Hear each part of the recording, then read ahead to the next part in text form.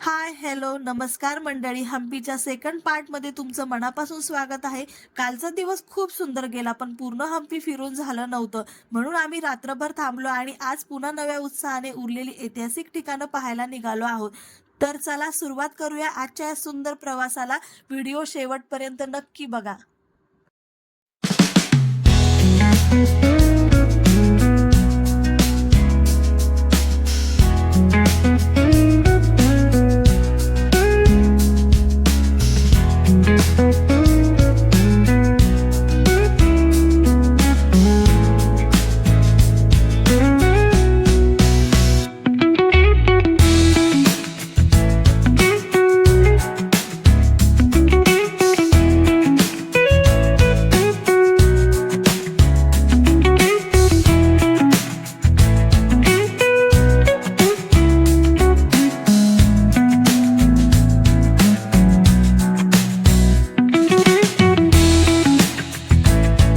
जसं की तुम्हाला मी सांगितलं आहे की हम्पी फिरण्यासाठी ऑटो बुक करणं गरजेचं आहे, नाहीतर मग एकटं फिरल्यास रस्ता नक्की चुकणार.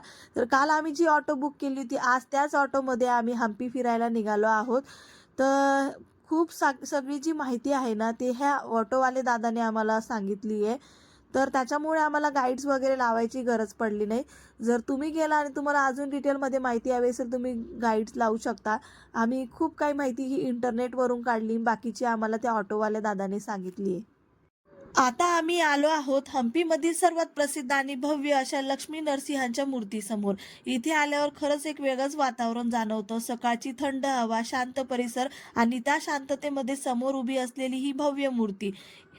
इथे काही विद्यार्थी स्पर्धेसाठी या मूर्तीचं चित्र काढत होते. कदाचित कॉलेजचे असतील, पण ते इतक्या एकाग्रतेने आणि प्रेमाने चित्र काढताना पाहून मला तर खूप छान वाटलं. कला आणि इतिहास एकत्र अनुभवायला मिळाला, तो क्षण खूप खास होता. तर मंडळी, या मूर्तीबद्दल मी तुम्हाला थोडक्यात माहिती सांगते. ही मूर्ती इसवी सन 1528 मध्ये विजयनगर साम्राज्याच्या काळात राजा कृष्णदेवराय यांच्या राज्यकाळात एका ब्राह्मण शिल्पकाराकडून तयार करण्यात आली आहे. ही हम्पीमधील सर्वात मोठी आणि प्रसिद्ध एक शिल्पी म्हणजे एकाच दगडातून घडवलेली मूर्ती आहे. साधारण सुमारे 22 फूट उंच अशी ही भव्य मूर्ती आहे. ही मूर्ती भगवान विष्णूंच्या नरसिंह अवताराची आहे, जो त्यांचा चौथा अवतार मानला जातो. नरसिंहाच्या एका मांडीवर देवी लक्ष्मी बसलेली होती, म्हणून या मूर्तीला लक्ष्मी नरसिंह असे नाव देण्यात आले. परंतु पुढे आक्रमणाच्या काळात मूर्तीची तोडफोड झाली आणि लक्ष्मीची प्रतिमा पूर्णपणे नष्ट झाली. आज फक्त तिचा एक हात नरसिंहाच्या भोवती दिसून येतो. नरसिंहाच्या डोक्यावर सप्तमुखी शेषनागाची प्रभावळ आहे, जी या मूर्तीला आणखी भव्य आणि दिव्य रूप देते. तुम्ही बघू शकता, आम्ही खूपच लवकर आलो होतो. सकाळचं वातावरण अगदी इतकं छान होतं ना. तर मंडळी, ह्या लक्ष्मी नरसिंहाच्या मूर्तीच्या अगदी शेजारीच बडवी शिवलिंग आहे. या शिवलिंगाला बडवी शिवलिंग असे का म्हणतात, याबद्दल एक स्थानिक समज आहे. बडवी म्हणजे एक गरीब स्त्री. असे सांगितले जाते की एका गरीब स्त्रीच्या इच्छेनुसार हे शिवलिंग तयार करण्यात आले आहे, म्हणून याला बडवी शिवलिंग असे नाव पडले. हे शिवलिंग एकाच दगडातून कोरलेले असून सुमारे 12 फूट उंच आहे. इतिहासकारांच्या मते हेही विजयनगर साम्राज्याच्या काळातील असून 16व्या शतकात तयार करण्यात आले आहे. आता आम्ही निघालो आहोत आमच्या दुसऱ्या स्पॉटकडे. तर त्याच्या आधी आम्हाला दिसल्या या खास मोठी बहीण आणि छोटी बहीण शिळा. हम्पीत फिरताना एका ठिकाणी दोन प्रचंड आकाराच्या शिळा नजरेस पडतात. या दोन्ही शिळा एकमेकांच्या अगदी जवळ उभ्या असल्यामुळे त्यांच्या मधोमध कमानीसारखी नैसर्गिक रचना तयारी झाली आहे. एका शिळा मोठी, एक छोटी, म्हणूनच स्थानिक लोक त्यांना प्रेमाने मोठी बहीण आणि छोटी बहीण असे म्हणतात. यामागे एक रंजक लोककथा सांगितल्या जाते. असं म्हणतात की एकदा दोन बहिणी हम्पी पाहण्यासाठी आल्या, तेव्हा हम्पीचं वैभव संपलेलं, शहर भग्न अवस्थेत होतं. त्या दोघी इथेच बसल्या आणि बोलता बोलता हम्पीच्या अवस्थेबद्दल टीका करू लागल्या. तेवढ्यात देव रागावले आणि त्या दोघींना शिळा होण्याचा शाप दिला. त्या क्षणापासून इथेच दगडाच्या रूपात उभा राहिल्या. सध्या या शिळांपैकी एका शिळेवर वीज पडल्याने चिन्ह दिसते, म्हणून त्या रचनेत थोडा तडा गेलेला दिसतो. हम्पीमध्ये प्रत्येक दगड फक्त दगड वाटत नाही, तर त्यामागे एखादी गोष्ट, एखादी भावना आणि इतिहास दडलेला असतो. चला तर मग पुढे जाऊया. तर आता आम्ही आलो आहोत पाताळेश्वर मंदिराकडे. हे मंदिर भूसपाटीपासून म्हणजे जमिनीपासून थोडं खाली असल्यामुळे याला पाताळेश्वर असं नाव पडलेलं असावं, असं या दादांनी सांगितलं. पाताळ म्हणजे खाली स्तर आणि शिवाचे हे रूप म्हणजे पाताळेश्वर. मंदिराकडे जाताना अगदी साधं आणि शांत वातावरण जाणवतं. आजूबाजूला मोकळं मैदान, काही झाडं आणि काही भग्नावशेष, पण त्यातही एक वेगळीच प्राचीनता जाणवते. या मंदिरासाठी वेगळा मोठा प्रवेशद्वार जरी नसला तरी पण मंदिरात पाऊल टाकताच एकदम शांतता अनुभवायला मिळते.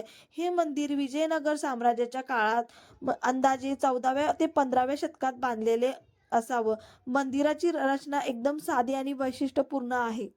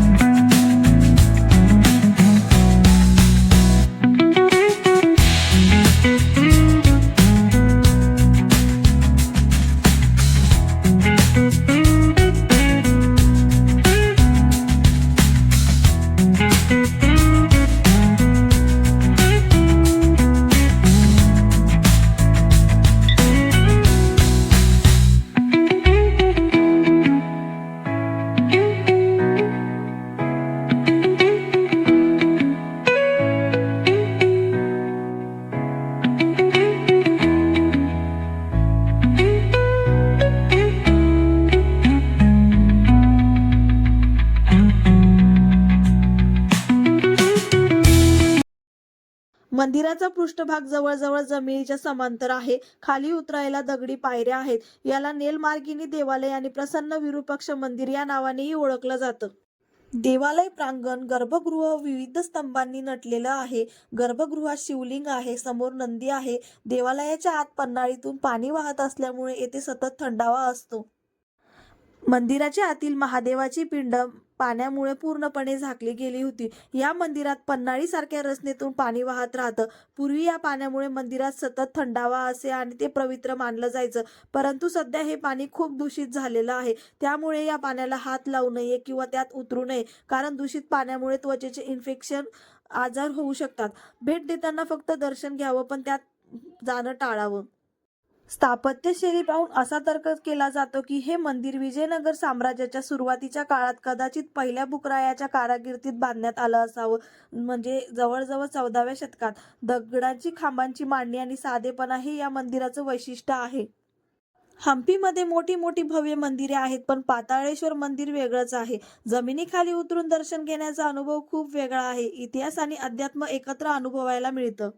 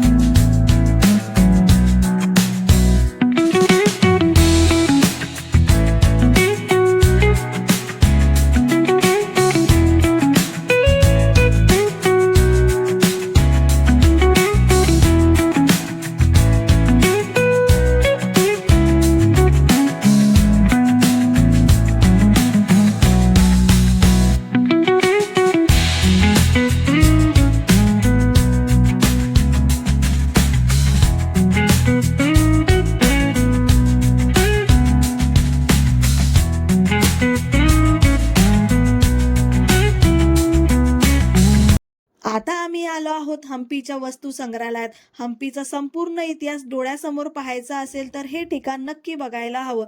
हे संग्रहालय कमलापूर परिसरात असून भारतीय पुरातत्व विभागाकडून सांभाळलं जातं. इथे विजयनगर साम्राज्याच्या काळातील अनेक दुर्मिळ वस्तू जतन करून ठेवल्या आहेत. सुंदर कोरीव शिल्पकला, विविध देवदेवतांच्या मूर्ती, प्राचीन शिलालेख, जुनी नाणी आणि शस्त्रसामग्री सगळं तुम्हाला इथे पाहायला मिळेल. विजयनगर साम्राज्य किती समृद्ध आणि प्रगत होतं याचा अंदाज इथल्या वस्तू पाहून येतो. त्या काळातील कारागिरांची कला, शिल्पांची बारकाई आणि धार्मिक परंपरा सगळंच इथं अनुभवायला मिळतं. वेगवेगळ्या काळातील आणि प्रकारातील वस्तू इथे मांडलेल्या आहेत. शांत वातावरणात फिरताना असं वाटतं की आपण थेट इतिहासाच्या काळात पोहोचलो आहोत. जर हम्पीला येणार असाल तर फक्त मंदिर आणि अवशेषच नाही तर हे वस्तू संग्रहालयही नक्की बघा, कारण इथे हम्पीचा खरा इतिहास जतन करून ठेवलेला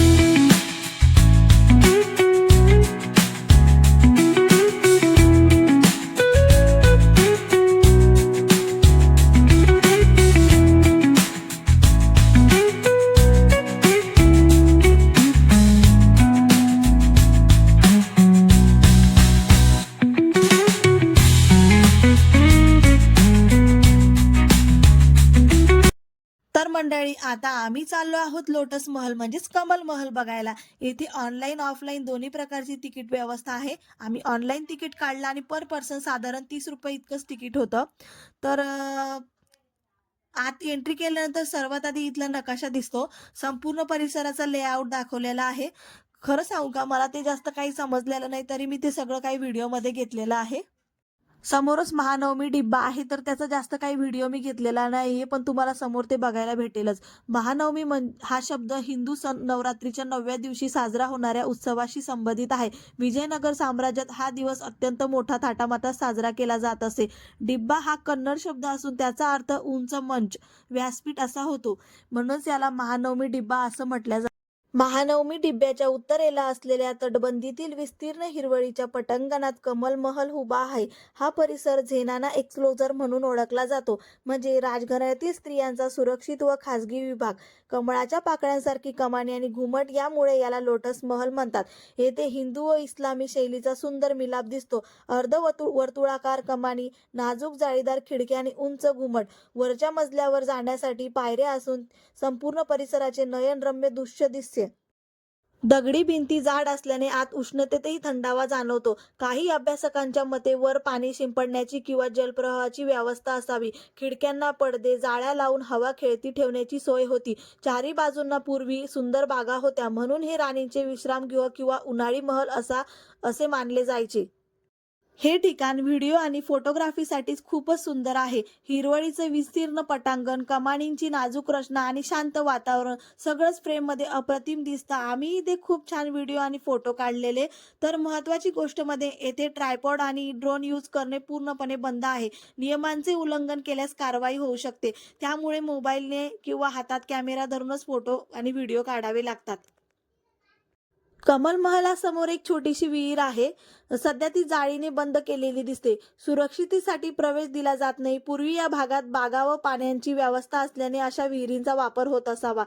एकंदरीत नियम पाळून शांतपणे फिरलात तर हे ठिकाण नक्कीच अविस्मरणीय अनुभव देतं. थोडं पुढे गेल्यावर भव्य गजशाळा म्हणजेच हत्तीशाळा दिसते. विजयनगर साम्राज्यातील राजांच्या प्रमुख हत्तींसाठी ही वास्तू बांधली गेली आहे. एकूण 11 मोठी दालने सलग ओळीत बांधलेली आहेत. प्रत्येक दालनावर वेगळ्या आकाराचा घुमट आहे. मधला घुमट उंच व भव्य आहे. दालनांमध्ये एकमेकांना जोडणारे छोटे दरवाजे आहेत. कमानींची सलग रांगा आणि इंडो इस्लामिक शैलीचा प्रभाव स्पष्ट दिसतो.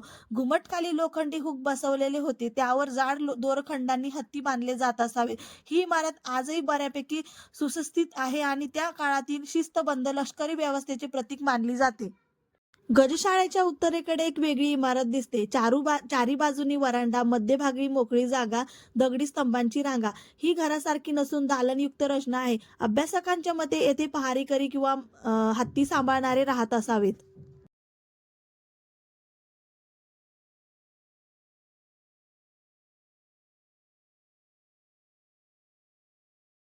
आता आम्ही चाललो आहेत विठ्ठल मंदिराकडे. विशेषच म्हणजे दगडी रथ.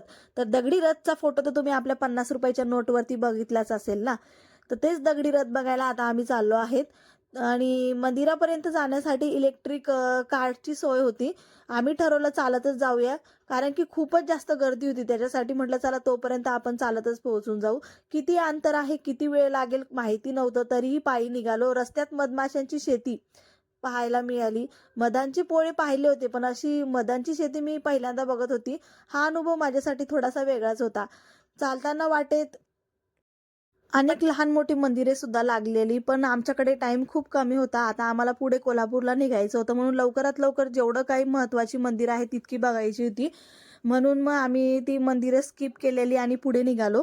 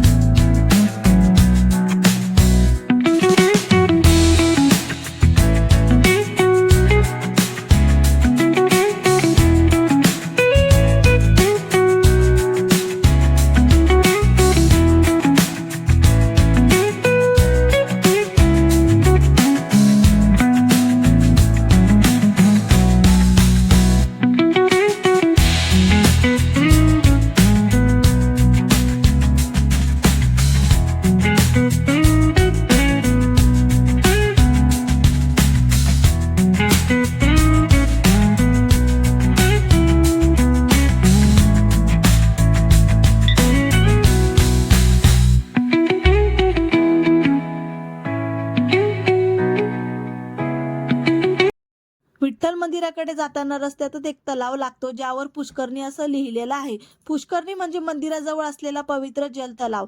पूर्वी देवपूजा, धार्मिक विधी आणि स्नानासाठी याच पाण्याचा वापर केला जायचा. त्यामुळे प्रत्येक मोठ्या मंदिरांजवळ अशी पुष्करणी असायची. तुम्ही बघू शकता याची दगडी पायऱ्यांची सुंदर रचना आहे. चौकोनी आकार, खाली उतरायला पायऱ्या आणि मधोमध पाण्याचा साठा. खूपच व्यवस्थित बांधकाम आहे. त्या काळातील जलव्यवस्था किती प्रगत होती याचा हा उत्तम नमुना आहे. इथलं शांत वातावरण आणि दगडी बांधकाम बघितलं की खरंच इतिहास जिवंत झाल्यासारखं वाटतो. फोटो आणि व्हिडिओ विठ्ठल मंदिराकडे जाताना आम्हाला दूरवर एक टेकडी दिसली, ती म्हणजे अंजनेयांद्री टेकडी. असं मानलं जातं की इथेच भगवान हनुमानांचा जन्म झाला. ही टेकडी अनेगुंडी गावाजवळ आहे आणि तिला हनुमानाची जन्मभूमी मानलं जातं. हनुमानाची आई अंजनी देवी यांच्या नावावरून या टेकडीला अंजनेयांद्री असं नाव पडलं. अंजनेय म्हणजे अंजनीचा पुत्र. रामायणानुसार हनुमान हे भगवान रामांचे परमभक्त आणि अतुलनीय शक्तीचे प्रतीक मानले जातात. त्यामुळे हे ठिकाण भक्तांसाठी अत्यंत श्रद्धेचे आहे. वर पोहोचण्यासाठी सुमारे 500 ते 600 पायऱ्या चढावे लागतात आणि त्यामुळे आम्ही वर काही जाऊ शकलो नाही, पण खालूनच आम्ही दर्शन घेऊन घेतलेले. कारण की जर मी तुम्हाला म्हटलं ना, हम्पी जर फिरायचं असेल तर कमीत कमी आपल्याला इथे 3 दिवस तरी थांबावं लागेल. पण आज आम्हाला निघायचं होतं, तर जितकं काही बघता येईल आम्ही खालची मंदिरेच बघणार होतो. वर जाणं तर काही पॉसिबल नव्हतं, पण ठरवलं होतं, म्हटलं नेक्स्ट टाइम कधी इच्छा झाली तर नक्की हम्पीला येऊ म्हणून.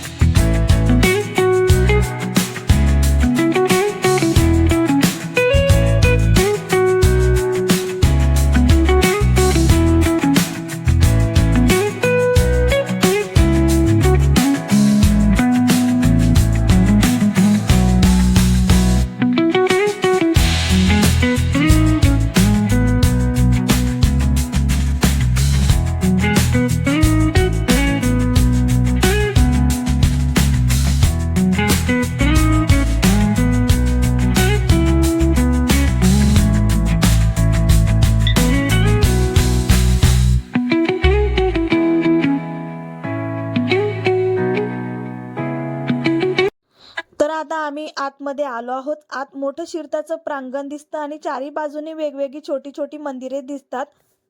सगळ्यात आधी आपल्याला बघायला भेटतं दगडी रथ मंदिर. मंदिराच्या प्रांगणात असलेला प्रसिद्ध दगडी रथ हम्पीचे प्रतीक मानला जातो. हा रथ प्रत्यक्षात गरुड देवतेचे छोटे मंदिर आहे. चाक कोरलेली आहेत आणि पूर्वी ती फिरत असावीत असे मानले जातात. त्यानंतर आहे रंगमंडप. हे विठ्ठल मंदिराचे सर्वात प्रसिद्ध वैशिष्ट्य. येथे असलेले संगीतमय स्तंभ हलके ठोके दिल्यावर वेगवेगळे नाद निर्माण करतात. आता संरक्षणासाठी स्पर्शास मनाई आहे तिथे. स्तंभाची रचना आणि ध्वनिशास्त्र त्या काळातील अद्भुत अभियांत्रिकी दाखवते. तर आता जाऊया मुख्य विठ्ठल मंदिरात म्हणजे गर्भगृहात. मंडळी, इतकं भव्य मंदिर असूनही इथे मूर्ती नाही, कारण ताळीकोटा युद्धानंतर मूर्ती सुरक्षित ठिकाणी हलवली गेली. त्यामुळे आज हे मंदिर पूजेसाठी नव्हे तर इतिहासाचा साक्षीदार म्हणून उभा आहे. हे मंदिर विजयनगर साम्राज्याच्या काळात बांधले गेले. मुख्यतः राजा देवराय दुसरा यांच्या काळात 15व्या शतकात याची सुरुवात झाली आणि पुढे कृष्णदेवराय यांच्या काळात विस्तार झाला. मंदिर भगवान विठ्ठल, भगवान विष्णूंचा अवतार यांना समर्पित आहे. त्या काळात इथे मोठ्या प्रमाणात उत्सव साजरे केले जात. विठ्ठल भगवानाच्या रथोत्सवासाठी हे मंदिर विशेष प्रसिद्ध होते.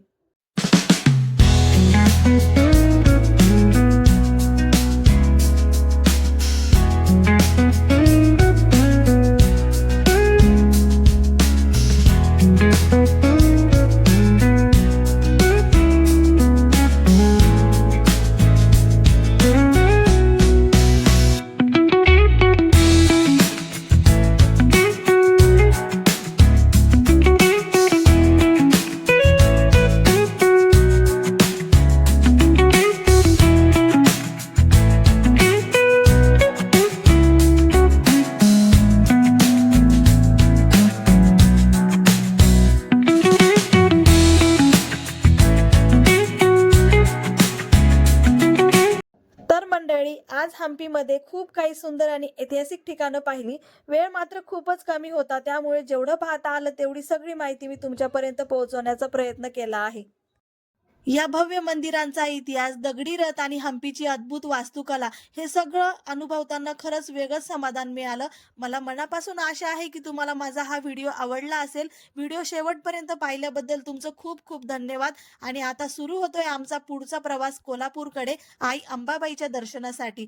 त्यामुळे माझा पुढचा व्हिडिओ नक्की बघा. आणि हो, हा व्हिडिओ आवडला असेल तर लाईक करा, तुमच्या मित्रमैत्रिणींना शेअर करा आणि चॅनलला सबस्क्राईब करायला मात्र अजिबात विसरू नका. भेटूया पुढच्या सुंदर प्रवासात. बाय.